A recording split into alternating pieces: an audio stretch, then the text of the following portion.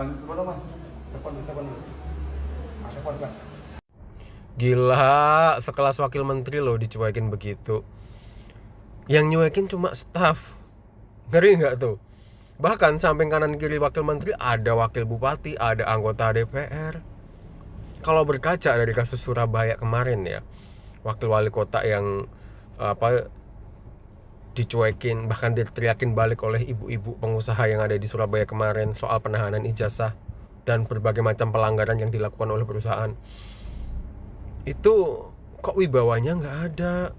Kemana wibawa pemerintah sekarang gitu? Kok kayaknya pada nggak takut, pada nggak respect. Padahal yang dilakukan saat ini ya soal tindakan untuk menelusuri penahanan ijazah itu menurutku tindakan yang baik. Tapi kenapa mereka tuh berani melawan, memberontak? Kemana wibawanya? Itu yang jadi pertanyaan. Dan pemerintah harus introspeksi diri. Kenapa rakyat itu bisa melawan mereka, melawan pemerintah? Nah, padahal soal kasus ini ya, aku garis bawahi, yang soal kasus ini, tindakan pemerintah tentu sudah benar ya.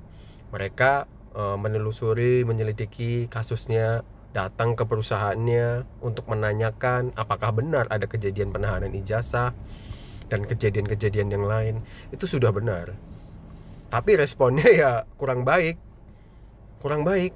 Mereka berani, sekelas staf aja berani seperti itu.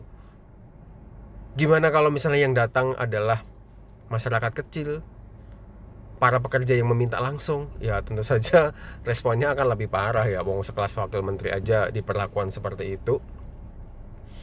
Nah, belajar dari kasus Surabaya, di mana seorang wakil menteri harus sampai turun langsung, berarti ada sesuatu yang tidak berjalan di pemerintah daerah, di level bawahnya kan. Pemerintah daerah berarti tidak mampu menyelesaikan masalah ini, sehingga pemerintah pusat harus turun tangan. Nah itu bagus sih sebenarnya, karena kita nggak tahu ya kenapa pemerintah daerah terkesan mungkin tidak bernyali gitu ya untuk menyelesaikan masalah-masalah seperti ini, sehingga pemerintah pusat harus turun. Itu juga menjadi pertanyaan kita semua. Tapi ya apapun itu, pemerintah lakukan sekarang itu menurutku sudah pada tren yang baik, pada tren yang benar. Semoga kasus-kasus seperti ini tidak terjadi lagi.